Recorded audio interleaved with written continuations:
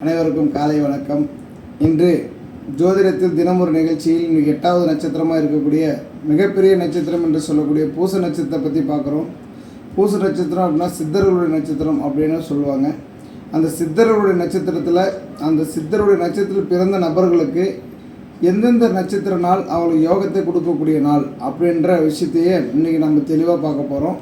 அந்த பூச நட்சத்திரத்தில் பிறந்த நபர்களுக்கு ரோகிணி, அஸ்தம், திருவோணம், சுவாதி, புனர்பூசம், விசாகம், ரேவதி இது போன்ற வரக்கூடிய நாட்களில் அவங்க ஒவ்வொரு விஷயம் செய்தாலும், எந்த காரியத்தை எடுத்து வைத்தாலும், ஜோதிடமாக இருக்கட்டும், மூலிகை சம்மந்தப்பட்டதாக இருக்கட்டும், மாந்திரிகம் சம்மந்தப்பட்டதாக இருக்கட்டும், ஒரு தொழிலாக உருவாக்குவதாக இருக்கட்டும், ஒரு ஃபைனான்ஸ் தொழிலாக இருக்கட்டும், இல்லை தங்கம் வெள்ளி வாங்க தொழிலாக இருக்கட்டும், எதுவாக இருந்தாலும் அந்த நாட்களில் அவங்க செய்வது மிகப்பெரிய முன்னேற்றமும் உத்வேகத்தையும் கொடுத்து வளர்ச்சியில் மிகப்பெரிய ஒரு வளர்ச்சியாக ஏற்படுத்தி கொடுக்கும் என்று சொல்லி தினமும் ஒரு நிகழ்ச்சி இதுடன் நிவர்த்தி செய்கிறேன். நன்றி, வணக்கம்.